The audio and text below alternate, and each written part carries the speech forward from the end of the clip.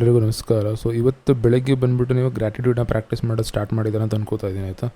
ಇವತ್ತು ಸಂಜೆ ಏನು ಮಾಡಬೇಕು ಆ ಪ್ರಾಕ್ಟೀಸ್ ಇದು. ಸೊ ಬೇಸಿಕಲಿ ಒಂದು ಕ್ವಶನ್ ಕೇಳಿದೆ ನಿಮಗೆ ಈ ದಿನ ಯಾವ ರೀತಿ ಇತ್ತು ಅಂತ, ಆಯಿತಾ. ಸೊ ನೀವು ನಿಮಗೆ ಇಷ್ಟ ಆದ ರೀತಿಯಲ್ಲಿ ಕೆಲವು ಒಂದು ಸಂದರ್ಭಗಳು, ಪರಿಸ್ಥಿತಿಗಳು ಅಥವಾ ನಿಮ್ಮೊಂದು ಸಿಚುವೇಶನ್ ಅಂತ ಏನು ಹೇಳ್ತೀವಿ ಅದು ನಿಮ್ಮ ಪರ ಆಗಿತ್ತು ಅಂದರೆ ಈ ದಿನ ಚೆನ್ನಾಗಿತ್ತು ಅಂತ ಹೇಳ್ತೀರಾ. ಅಥವಾ ಎಲ್ಲ ಬರೀ ಸಮಸ್ಯೆಗಳೇ ಕಾಣ್ತಾ ಇತ್ತು, ಎಲ್ಲೋ ಅರ್ಧ ಬರ್ಧ ಕೆಲಸ ಆಗ್ತು ಅಂತಂದರೆ ಈ ದಿನ ಚೆನ್ನಾಗಿರಲಿಲ್ಲ ಅಂತ ಹೇಳ್ತೀರ, ಆಯಿತಾ. ಇದನ್ನು ಯಾವ ರೀತಿ ನಾವು ಸ್ಟಾಪ್ ಮಾಡಬೇಕು, ನೆಗೆಟಿವಿಟಿ ಕ್ಯಾರಿ ಆಗದೇ ಇರೋ ರೀತಿ ಅಂತಂದ್ಬಿಟ್ಟು ಒಂದು ಸಣ್ಣ ಪ್ರಾಕ್ಟೀಸ್ ಇದು. ಅಂದರೆ ಎಷ್ಟೊಂದು ಸಲ ನಾವೇನು ಮಾಡ್ತೀವಿ ಅಂತಂದರೆ ಯಾವಾಗಲೂ ಒಂದು ದಿನ ಪೂರ್ತಿ ನಿಮಗೆ ಫುಲ್ಲು ಒಳ್ಳೆಯದಾಗಿರಲ್ಲ, ಒಂದಿನ ಪೂರ್ತಿ ಒಳ್ಳೆಯದು, ಒಂದಿನ ಪೂರ್ತಿ ಕೆಟ್ಟದ ರೀತಿ ಆಗಿರಲ್ಲ. ದಿನ ಅಂತ ಬಂದಾಗ ಎಲ್ಲ ರೀತಿಯ ಒಂದು ಎಮೋಷನ್ಸು, ಎಲ್ಲ ರೀತಿಯ ಒಂದು ಪರಿಸ್ಥಿತಿಗಳು, ಸಂದರ್ಭಗಳನ್ನೇ ಫೇಸ್ ಮಾಡಿರ್ತೀರ. ಕೆಲವು ನೀವು ಅಂದ್ಕೊಂಡಿದ್ದು ಆಗ್ಬೋದು, ಕೆಲವು ನೀವು ಅಂದ್ಕೊಂಡಿದ್ದು ಆಗದೇ ಇರಬಹುದು. ಅಂದ್ಕೊಂಡಿದ್ದು ಆಗದೇ ಇದ್ದಾಗ ನಿಮ್ಮ ಒಂದು ತಪ್ಪಿಲ್ಲದೆ ಇದ್ದು, ಆಯಿತಾ. ಸೊ ಉದಾಹರಣೆಗೆ ಯಾವುದೇ ಕೆಲಸದ ಮೇಲೆ ಓದಿರಿ, ಪ್ರಾಮಾಣಿಕ ಒಂದು ಪ್ರಯತ್ನ ಮಾಡಿರ್ತೀರ, ಕರೆಕ್ಟಾಗಿ ಎಫರ್ಟ್ ಆಗಿರ್ತೀರ, ಎಲ್ಲನೂ ಮಾಡಿರ್ತೀರ. ಬಟ್ ಯಾವುದು ಪರಿಸ್ಥಿತಿಯಿಂದ ನೀವು ಅಂದ್ಕೊಂಡಿದ್ದ ಕೆಲಸಗಳು ಆಗಲಿಲ್ಲ ಅಥವಾ ನೀವು ಅಂದ್ಕೊಂಡಿದ್ದು ರಿಸಲ್ಟ್ ಬರಲಿಲ್ಲ.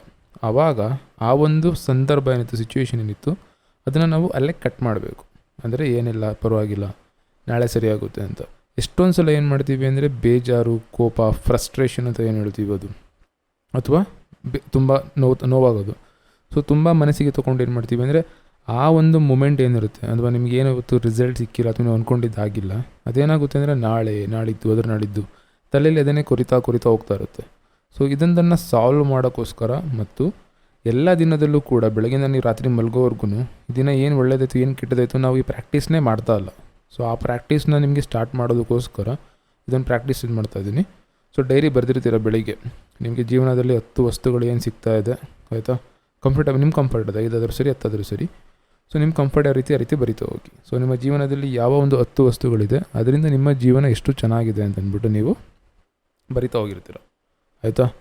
ಈಗ ನೈಟ್ ಏನು ಮಾಡ್ತೀರಾ ಅಂತಂದರೆ ಬೆಳಗ್ಗೆ ನೀವು ಎದ್ದಾಗಿಂದ ಏನೊಂದು ಗ್ರ್ಯಾಟಿಟ್ಯೂಡ್ ಪ್ರಾಕ್ಟೀಸ್ ಮಾಡೋಕ್ಕೆ ಸ್ಟಾರ್ಟ್ ಮಾಡಿದ್ರಿ. ಅದಾದಮೇಲಿಂದ ಊಟ ತಿಂಡಿ ನಾಷ್ಟ ಆಗಿರುತ್ತೆ, ಕೆಲ್ಸಕ್ಕೆ ಹೋಗ್ತೀರಾ, ಸ್ಕೂಲ್ ಕಾಲೇಜಲ್ಲಿ ಓದ್ತಿರೋರು ಮಾಮೂಲಿ ಓದು ಬರಹ ಈ ರೀತಿ ಇರುತ್ತೆ. ಕಾಲೇಜಿದವ್ರು ಕಾಲೇಜ್ ಹೋಗಿರ್ತೀರ. ವರ್ಕಿಂಗ್ ಯಾರಿದ್ದೀರ ಅವರು ವರ್ಕಿಂಗ್ ಪ್ರೊಫೆಷನ್ ಬಂದು ವರ್ಕಿಂಗ್ ಹೋಗಿರ್ತೀರ. ಎಷ್ಟೊಂದು ಜನ ಕೆಲಸ ಇಲ್ಲ ಅಂದರೆ ಕೆಲಸದ ಬಗ್ಗೆ ಹುಡುಕ್ತಾ ಇರ್ತೀರ, ಸರ್ಚ್ ಮಾಡ್ತಾ ಇರ್ತೀರ. ಸೊ ಎಲ್ಲರ ಜೀವನ ಬೇರೆ ರೀತಿ ಇರುತ್ತೆ. ಬೆಳಗ್ಗಿಂದ ರಾತ್ರಿವರೆಗೂ ನಿಮಗೆ ಇಷ್ಟ ಇರಲಿ ಇಲ್ಲದೇ ಇರಲಿ ದಿನ ಅಂತೂ ಕಳೆಯುತ್ತೆ, ಆಯಿತಾ. ಅದರಲ್ಲಿ ಒಳ್ಳೆಯದು ಕೂಡ ಆಗಿರುತ್ತೆ, ಕೆಟ್ಟದ್ದು ಕೂಡ ಆಗಿರುತ್ತೆ. ನಾವಿವಾಗ ಏನು ಮಾಡಬೇಕಂದ್ರೆ ಮೊದಲನೇದು ಬಂದು ಕಣ್ಣು ಮುಚ್ಕೊಂಡು ಆರಾಮಾಗಿ, ಇದು ಬರೆಯೋ ಅವಶ್ಯಕತೆ ಇಲ್ಲ, ಬಟ್ ನೀವು ಬರೆದ್ರೆ ಒಳ್ಳೆಯದು, ಆಯಿತಾ.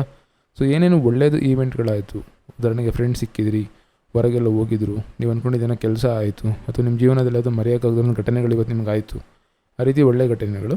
ಅದರ ಜೊತೆಯಲ್ಲಿ ಕೆಲವು ಕೆಟ್ಟದ್ದು ಕೂಡ ಆಗಿರುತ್ತೆ. ಅಕಸ್ಮಾತ್ ಕೆಟ್ಟದ್ದು ಅಂತಂದರೆ ನೀವು ಅಂದ್ಕೊಂಡ ರೀತಿಯಲ್ಲಿ ನಿಮಗೆ ಇವತ್ತು ರಿಸಲ್ಟ್ ಸಿಕ್ಕಿಲ್ಲ ಅಂತಂದರೆ ಅದು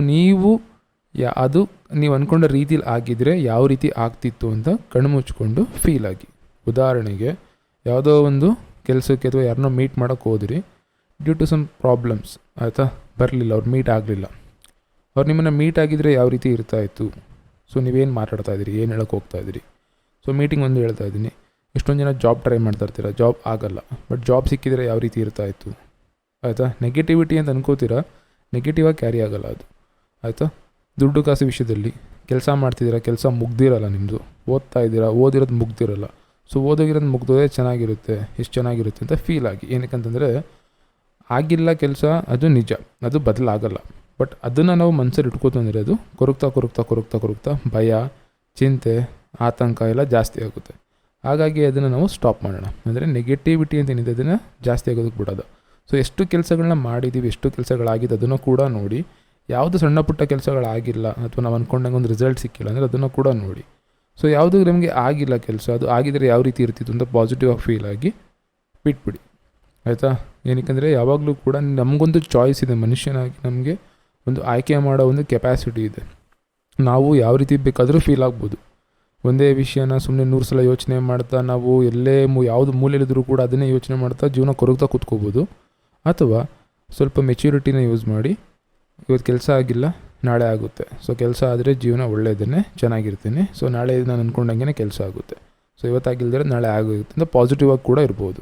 ಸೊ ಪಾಸಿಟಿವಿಟಿ ಅಂತ ಏನಿದೆ, ಅಥವಾ ಯಾವಾಗಲೂ ಒಳ್ಳೆಯದನ್ನು ನಾವೇನು ಬಯಸ್ತಾ ಇರ್ತೀವಿ ಅದನ್ನು ನಾನೊಂದು ಪ್ರಾಕ್ಟೀಸ್ ಮಾಡಿಸ್ತಾ ಇದ್ದೀನಿ, ಆಯಿತಾ. ಸೊ ಹಾಗಾಗಿ ಇದನ್ನು ಪ್ರಾಕ್ಟೀಸ್ ಮಾಡಿ ಮಿಸ್ ಮಾಡಬೇಡಿ.